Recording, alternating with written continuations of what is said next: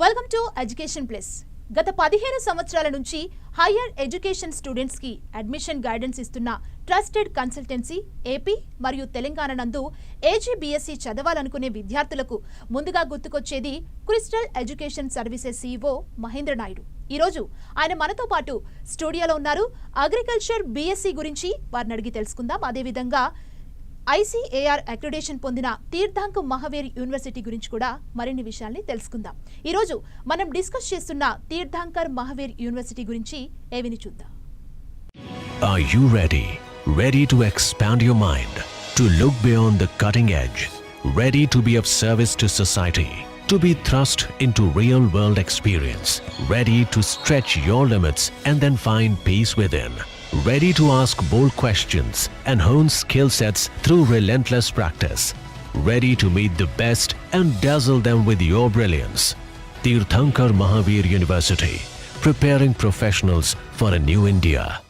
तैयारी भारत के नव निर्माण की।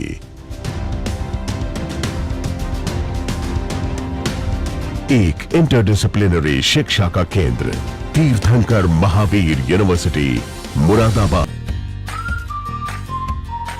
Hello, I am Nikita Jain from Bhopal, Madhya Pradesh. I am a final year student pursuing BSc Agriculture from College of Agriculture Sciences, Tirthankar Mahavir University, which is a prestigious university in the state. College of Agriculture Sciences was established to promote education and research in agriculture area. The college offers 4 years BSc program and the college curriculum is according to 5th Dean Committee of ICAR. We also have a well-qualified faculty who are ICAR PhD NET qualified. We also have well-established infrastructure and various fields for practical knowledge, as agriculture is more about practical knowledge than theoretical knowledge.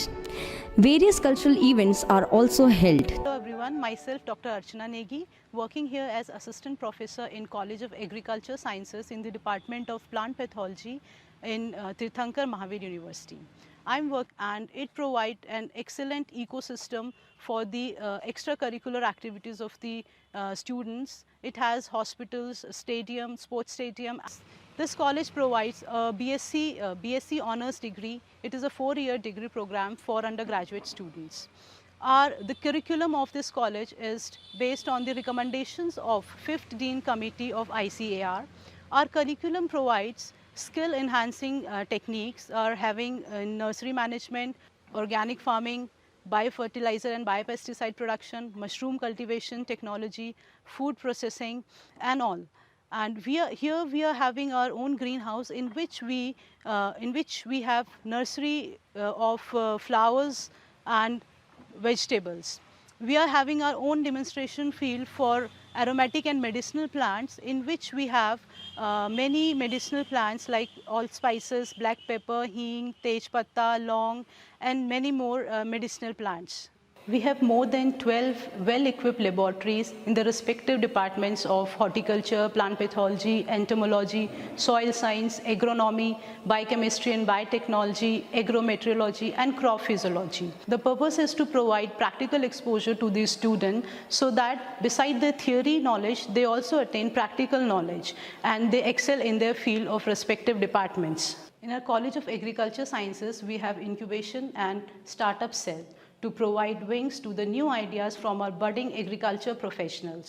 We motivate students here. TMU हम हैं विश्वास से भरे, TMU आगे और ऊंचा बढ़े, TMU हम हैं विश्वास से भरे, TMU आगे और ऊंचा बढ़े। नींव में है जिनकी सिद्धांतों का दम, सत्य की शरण और अहिंसा ही धर्म, वो ही करेंगे देश का निर्माण। रोशनी के रस्तों पे रखते हैं कदम, ज्ञान का उगा सूरज निकली है किरण।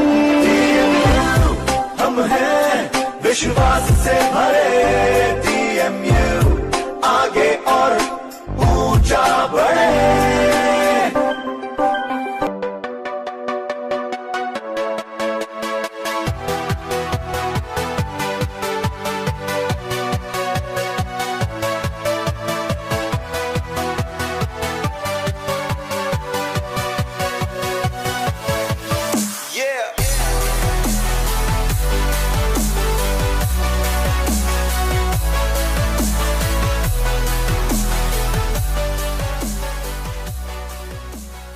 Welcome to our studio sir.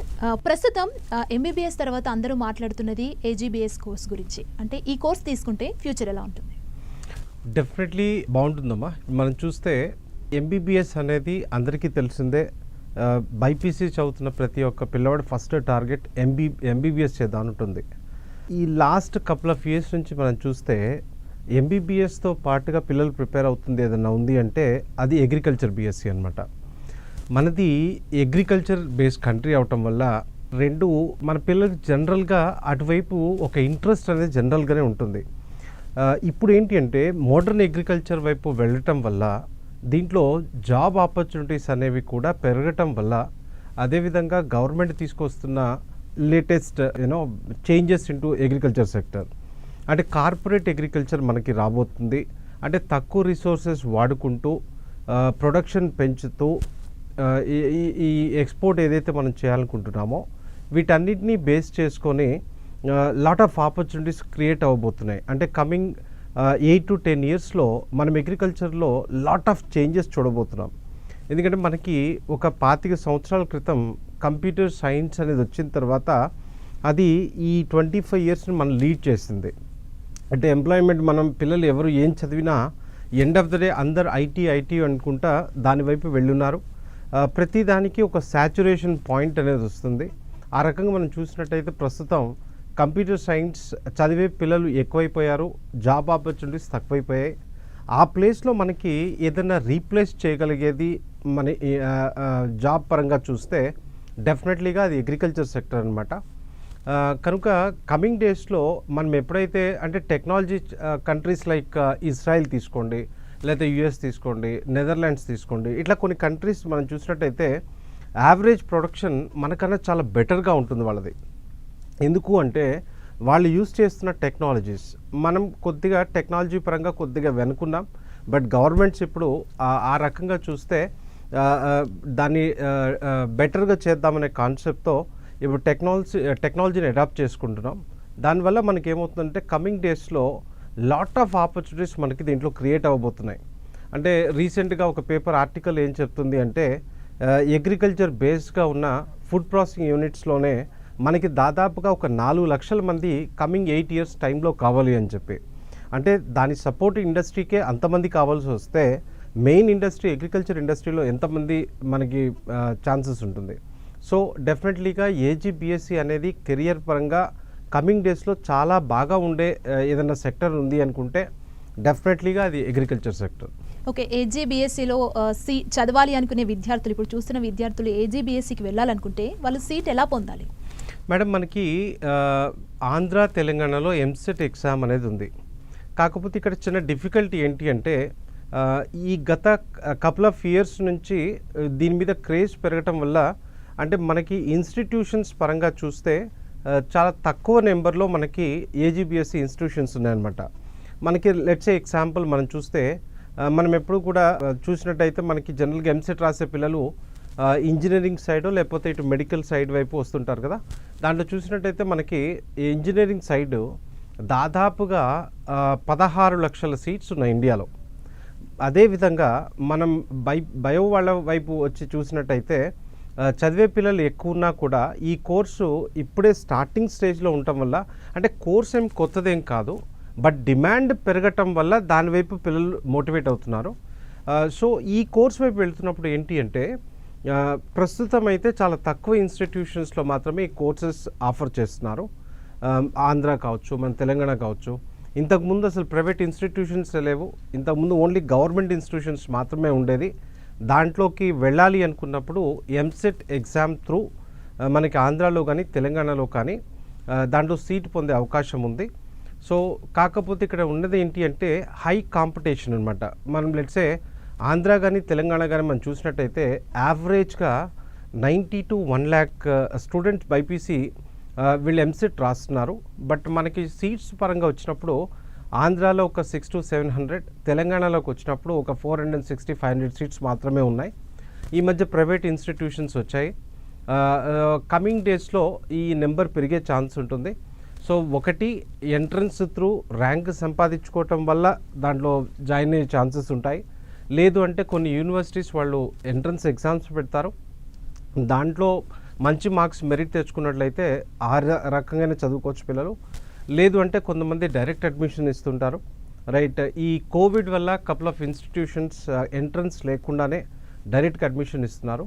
So పిల్లలు ఎంసెట్ రాసినా రాయకపోయినా ప్రైవేట్ ఇన్స్టిట్యూషన్స్ వైపు వెళ్ళాలనుకున్నప్పుడు వాళ్ళకి ఎంసెట్తో సంబంధం లేకుండానే డైరెక్ట్గా, ఎందుకంటే చాలామంది పిల్లలు అడుగుతుంటారు, సార్ నేను ఏజీబీఎస్సీ చదవాలనుకున్నప్పుడు కంపల్సరీగా ఎంసెట్ రాయాలా అని చెప్పి. ఎంసెట్ ఎప్పుడు రాస్తాము అంటే ఆంధ్రప్రదేశ్లో ఉన్న గవర్నమెంట్ ఇన్స్టిట్యూషన్స్లో మనకి సీట్ కావాల్సి వచ్చినప్పుడు, లేదా అఫిలియేటెడ్ కాలేజెస్లో సీట్ కావాల్సి వచ్చినప్పుడు ఎంసెట్ రాస్తాం. అదే ప్రైవేట్ ఇన్స్టిట్యూషన్స్ లేదా యూనివర్సిటీస్ ఏవైతే ఉంటాయో వాటికి ఐకార్తో సంబంధం లేదు, డైరెక్ట్ అడ్మిషన్ తీసుకునే ఛాన్స్ ఉంది. అండ్ ఈ తీర్థంకర్ మహావీర్ యూనివర్సిటీ ఎక్కడుంది? ఈ యూనివర్సిటీ ప్రత్యేకతలు ఏంటి? తీర్థంకర్ మహావీర్ యూనివర్సిటీ అనేది మనకి ఢిల్లీ నుంచి ఒక 120 కిలోమీటర్స్లో ఉంటుందన్నమాట. అరే ఇది గాజియాబాద్ దాటిన తర్వాత మనకి ఈ తీర్థంకర్ మహావీర్ యూనివర్సిటీ అనేది ఉంది. ఇది ఆల్మోస్ట్ ఒక 20 ఇయర్స్ ప్లస్ ఇన్స్టిట్యూషన్ అనమాట. ఇక్కడికి మనకు చూస్తే one of the beautiful campuses అంటారు కదా, అంటే జనరల్గా పిల్లలకి ఏంటంటే డ్రీమ్స్ ఉంటాయి, ఒక మంచి యూనివర్సిటీలో నేను చదువుకోవాలి, అటువంటి డ్రీమ్స్ని ఫుల్ఫిల్ చేసే విధంగా ఉంటుంది. అంటే చాలామంది పిల్లలు హైయర్ ఎడ్యుకేషన్లో కాలేజ్కి వెళ్ళాలా యూనివర్సిటీకి వెళ్ళాలా అనే పాయింట్లో కొద్ది కన్ఫ్యూజన్లో ఉంటారు.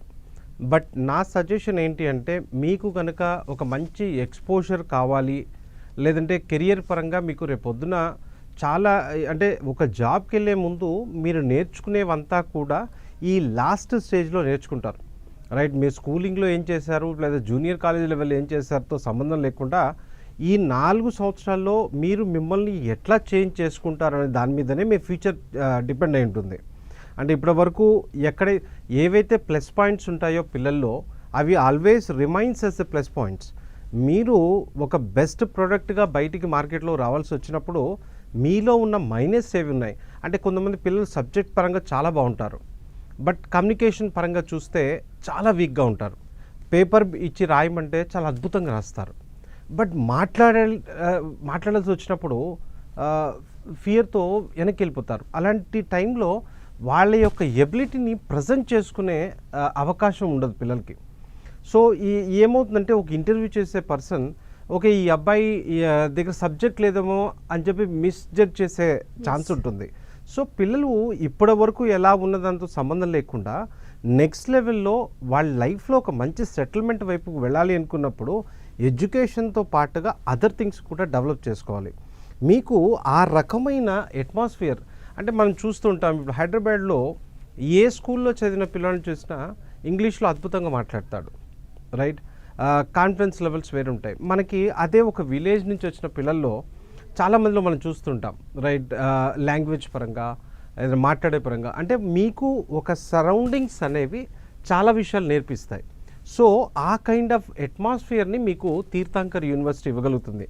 ఎందుకు అంటే డిఫరెంట్ ఏరియాస్ నుంచి పిల్లలు చదువుతుంటారు, డిఫరెంట్ కోర్సెస్ కోసం ఇండియా వైడ్గా అక్కడ పిల్లలు వస్తారనమాట. ఇట్లా లాట్ ఆఫ్ ప్లస్ పాయింట్స్ ఉండటం వల్ల హైయర్ ఎడ్యుకేషన్ చేసేటప్పుడు ఎప్పుడూ కూడా కాలేజ్ కన్నా యూనివర్సిటీని ప్రిఫర్ చేయమని చెప్తాను నేను. సో దీనివల్ల ఏమవుతుందంటే, మీరు దట్స్ వాట్ నేను ఆల్వేస్ చెప్పేది ఏంటంటే, A+B² జమ్మూ కాశ్మీర్కి వెళ్ళినా లేకపోతే మీరు కన్యాకుమారికి వెళ్ళినా A+B² A+B². కానీ ఇక్కడ ఏంటి అంటే ఎడ్యుకేషన్తో పాటుగా అదర్ థింగ్స్ ఉంటాయి, రైట్. సో మీరు నేర్చుకోవాల్సిన అన్నిటి కూడా ఆ స్టడీ టైంలో నేర్చుకొని బయటికి వెళ్తే మీరు మళ్ళీ జాబ్స్ కోసము కంపెనీస్ వెనక తిరగాల్సిన పని ఉండదు.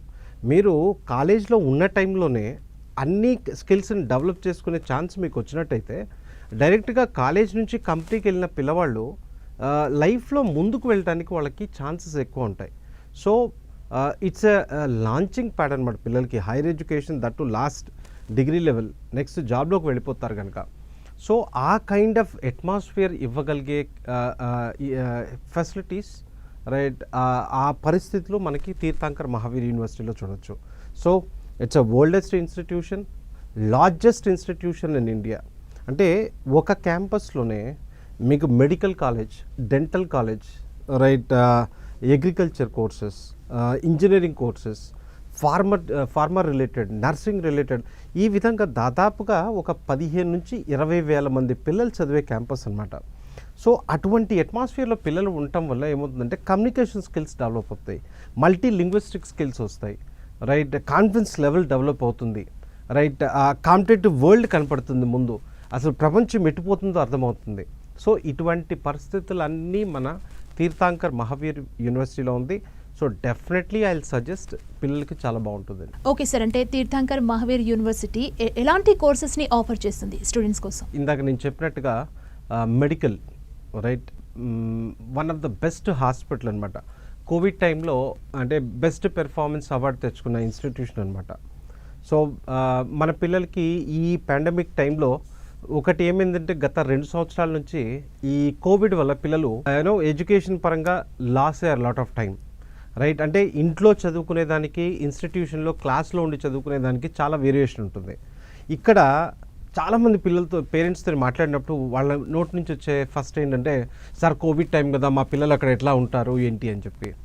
ఆ పాయింట్లో ఇక్కడ మనకి బెస్ట్ ఏంటి అంటే క్యాంపస్లోనే డాక్టర్స్ అవైలబుల్ ఉంటారు. మీ పిల్లలు డాక్టర్స్ వాళ్ళ సంరక్షణలో ఉంటారు.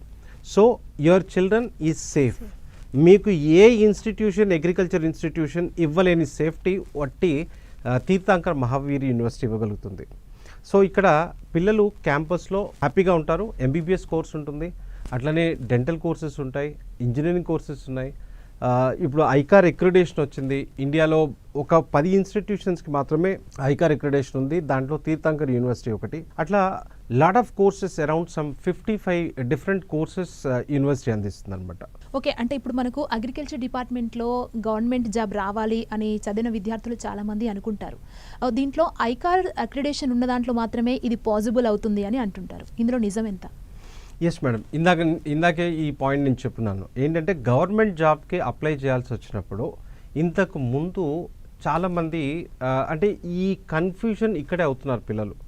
ఏంటి అంటే కొంతమంది పిల్లలు ఇంతకు ముందు ఎవరైతే బీఎస్సీ అగ్రికల్చర్ చేస్తున్నారో ఐకార్ అక్రిడేషన్ లేని ఇన్స్టిట్యూషన్లో చదివినా అప్పుడు బయటికి వస్తున్న అగ్రికల్చర్ స్టూడెంట్స్ తక్కువ ఉండటం వల్ల అప్పుడు ఈ పిల్లల్ని కూడా తీసుకోవడం జరిగింది. సో అప్పుడు ఎవరైతే రిక్రూట్ అయి ఉన్నారో ఇంతకు ముందు అటువంటి వాళ్ళు ఆల్రెడీ ఇప్పుడు గవర్నమెంట్లో జాబ్ చేస్తున్నప్పుడు ఒకళ్ళు ఇద్దరు అటువంటి వాళ్ళని కలిసినప్పుడు నేను నాన్-ఐకార్లో చదివాను, గవర్నమెంట్ జాబ్ చేస్తున్నాను అని చెప్పడం వల్ల వీళ్ళ పిల్లలు ఏమో ఫీల్ అవుతున్నారంటే ఓహో ఐకార్తో సంబంధం లేదేమో అని. నిబంధనలు మారుతూ ఉంటాయి, వాటిని అప్గ్రేడ్ చేసుకోకపోతే అక్కడ పిల్లలు దెబ్బతింటారు అనమాట. ముందు అవసరం లేదు, అది జరిగిపోయింది, అది హిస్టరీ. ఇప్పుడు అవసరం ఉంది, ఎందుకంటే గవర్నమెంట్ నొక్కి చెప్తుంది దాని పాయింట్. సో ఇంతకు ముందు వాళ్ళతో కంపేర్ చేసుకోకండి.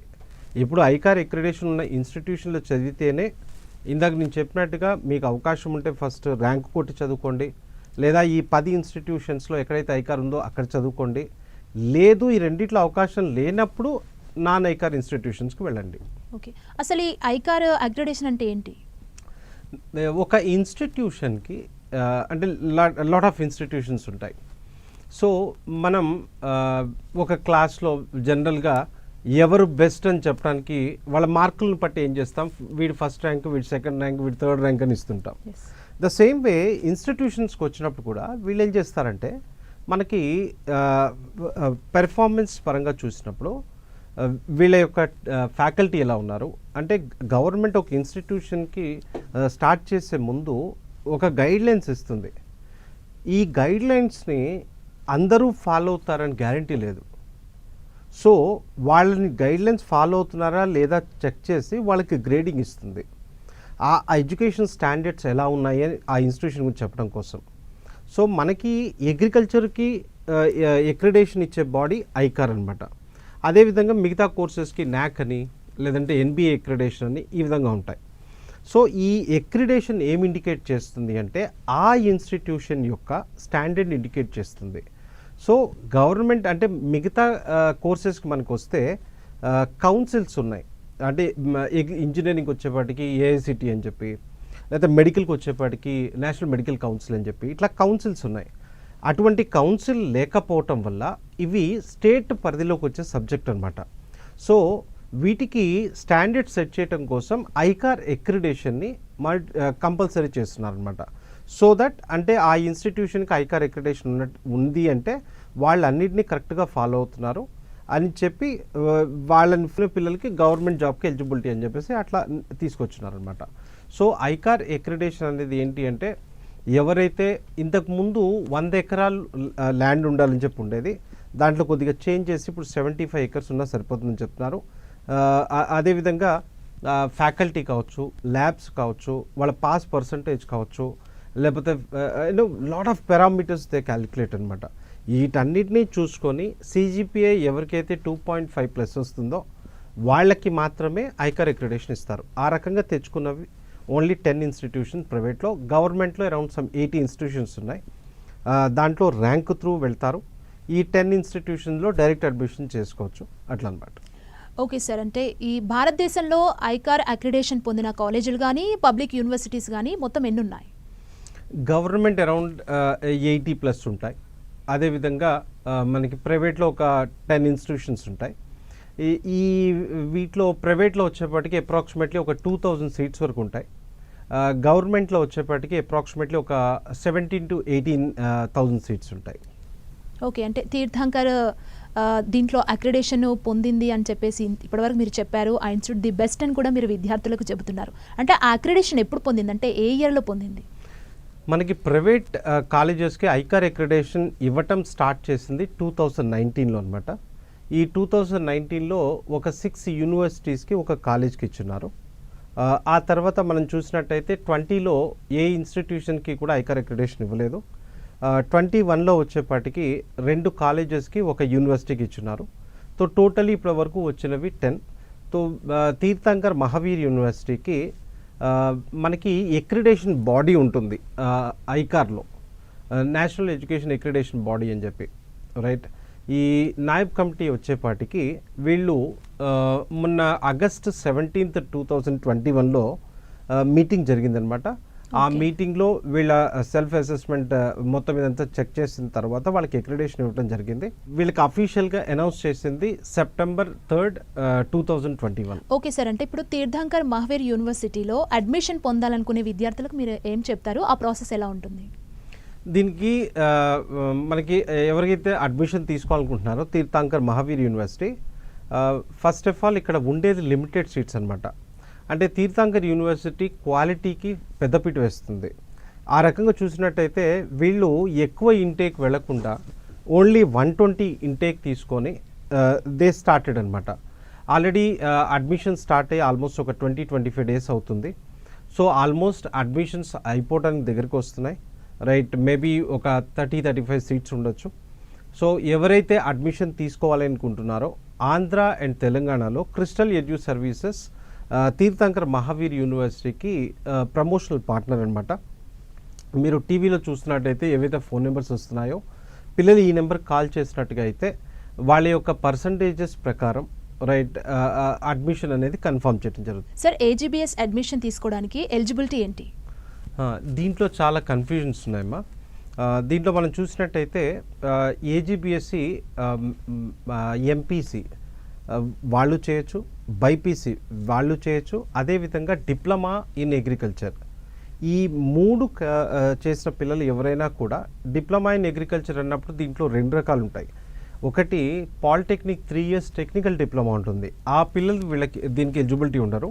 ఈ BSc అగ్రికల్చర్ చేయాలనుకునే వాళ్ళు ఎవరైనా ఉంటే 2 years డిప్లొమా ఎవరైతే చేస్తుంటారో మన అగ్రికల్చర్లో కానీ, హార్టికల్చర్లో కానీ, లేకపోతే ఆర్గానిక్ ఫార్మింగ్లో కానీ, ఇట్లా ఎవరైతే అగ్రికల్చర్ రిలేటెడ్ డిప్లొమా చేస్తుంటారో వాళ్ళు BSc అగ్రికల్చర్ తీసుకోవడానికి అర్హులు. So diploma in agriculture, MPC, BiPC ఈ 3 తీసుకోవచ్చు. చాలామందికి ఉండే క్వశ్చన్ ఏంటంటే MPC వాళ్ళు ఎలిజిబులా కాదా అని చెప్పి. అంటే మనకి జరుగుతున్న ఇక్కడ MCET ఎగ్జామ్లో ఆ పిల్లల్ని మనకి బైపీసీ రాసిన వాళ్ళే AGBSకి ఎలిజిబిలిటీ ఇస్తున్నారు. ఎందుకు అంటే మన దగ్గర సీట్స్ ఉన్నవే తక్కువ, 2 బైపీసీ పిల్లలే ఈ 400-500 సీట్ల కోసం 1,00,000 మంది ఉంటే మళ్ళీ MPC వాళ్ళని కూడా అలౌ చేస్తే దాదాపుగా 3 లక్షల మంది అయిపోతారు. సో దానికోసం మన దగ్గర MPC వాళ్ళని అలౌ చేయట్లేదు. బట్ ఏవైతే ప్రైవేట్ యూనివర్సిటీస్ కాలేజెస్ ఉన్నాయో వాటిలో MPC వాళ్ళు కూడా మన AGBSC చదవచ్చు అనమాట. Okay. Thank you sir. AG BSc చదవాలనుకునే విద్యార్థులకు అదేవిధంగా తీర్థంకర్ మహావీర్ యూనివర్సిటీ గురించి ఆ యూనివర్సిటీ యొక్క విశిష్టతని కూడా మా విద్యార్థులకు తెలియజేశారు. Thank you so much. So viewers, ఇది వాల్టి ఎడ్యుకేషన్ ప్లస్. మరో కార్యక్రమంతో మళ్ళీ కలుద్దాం. చూస్తూనే ఉండండి 10 TV.